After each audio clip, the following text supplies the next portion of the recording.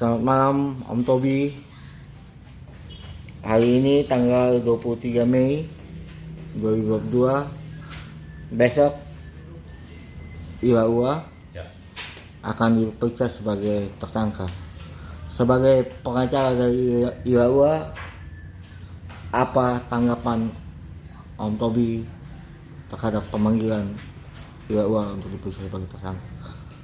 Kalau pemanggilan seseorang untuk diperiksa sebagai tersangka itu merupakan hak prerogatif dari para penyidik. Nah, apa tanggapan saya terhadap itu? Ya, tanggapan saya ya kami sebagai pengacara dan patuh kepada hukum, termasuk dengan klien kami Ira-Ua, ya siap hadapi.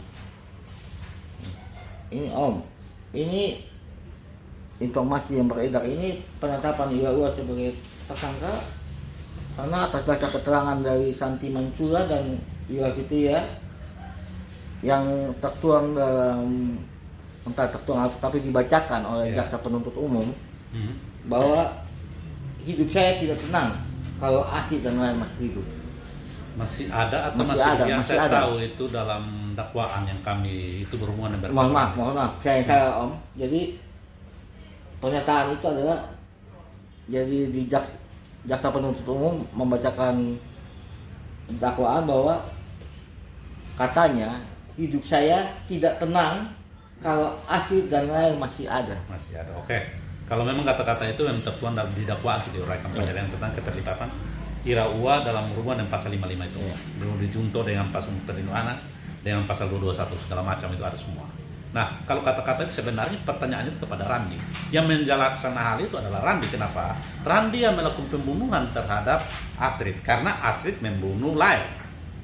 Nah, kalau jaksa menghubungkan, dalam artian penyidik hubungkan pernyataan ini yang diambil dari keterangan Santi Mansula dan Fitria, terus menetapkan klien kami Ira-Ua sebagai tersangka, kayaknya ya bagi kami praktisi hukum agak jauh. Kenapa? Orang cubit telinga tapi sakitnya di kaki. Kenapa? Kenapa saya bilang begitu?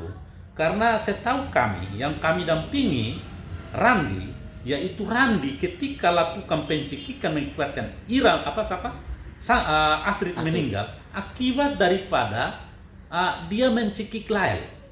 Itu pertama. Kedua, dan tujuan Randi ketemu dengan Astrid ketika itu hanya mau membicarakan baik-baik supaya jangan mengganggu rumah tangga Ira bersama dengan suaminya. Terus Randi meminta mengambil anaknya supaya dia tidak dibebani lagi. Tapi yang terjadilah pertengkaran. Astrid meminta kalau bisa ambil juga dengan dia. Tapi dia bilang apa? Dia sudah menunggu 14 tahun, kenapa ambil cuma Lael? Dia marah di situ, maka dia lakukan pengecekan kepada Lael, maka terjadi pembunuhan atau terjadi kematian itu. Nah, kalau dihubungkan dengan kata ini, ikan rancu. Kenapa? Yang lakukan ini adalah Randi, bukan Ira. Bagaimana menggunakan kata-kata itu bukan Ira, pun perkataan hanya bersumber dari Santi Mansula dengan Fitria, terus dihubungkan dengan pembunuhan itu, sementara pembunuhan itu penyebabnya terjadi ketika terjadi mau ambil Lael itu. Oke, Om, ini kita jadi wartawan, ini jadi pertanyaan yang kita tidak bisa mengikuti secara langsung karena kita cuma mendengar dari luar. Jadi pertanyaan kita adalah apakah Santi Mansula dan Ira Fitria ini ada pada saat Ira mengucapkan kata itu? Jadi gini, ini pertengkarannya di mana? Pertengkaran antara, jadi ini kan kita jadi pertanyaan.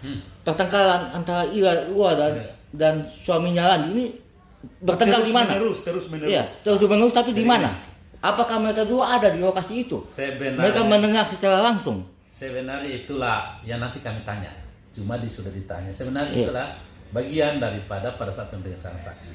Karena yang menyaksikan dan mengetahui pertengkaran Ira dengan Randi cuma Ira dengan Randi. Dia punya Ira pun saudara-saudara, orang tua Randi, orang tua sendiri tidak tahu tentang mereka punya persoalan rumah tangga. Nah, yang saya tahu berdasarkan BAP Randi dan Ira BAP ketika dikonfrontir, yang saya tahu adalah ketika Ira mengetahui perselingkuhan itu, maka Ira meminta itu pertama adalah cerai, memilih dia atau Astrid, cerai, dan blokir nomor. Nah, ketika Ira menawarkan 3 opsi itu, Randi bilang dia memilih Ira, sehingga begini, ketika Ira mengetahui tentang perselingkuhan, maka Ira menanyakan kepada Randi, milih dia atau korban. Tapi kalau memilih korban, ceraikanlah Ira. Dan juga kalau seandainya ini berarti nomornya diblokir. Nah, karena Randi memilih Ira sebagai istri Salo, tapi dia bisa menawarkan. Tapi karena Randi masih memilih Ira, maka Randi memblokir nomor.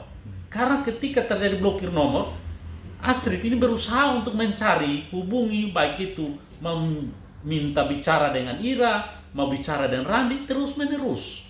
Tapi Ira bilang, jangan-jangan masih ketemu dengan Astrid. Dibilang bagaimana ketemu? Karena saya tidak ketemu. Ini dia suruh saya blokir, nomor saya tetap blokir terus. Nah, sampai pada tahap satu ketika itu main hubungi seperti chattingan-chattingan yang beredar.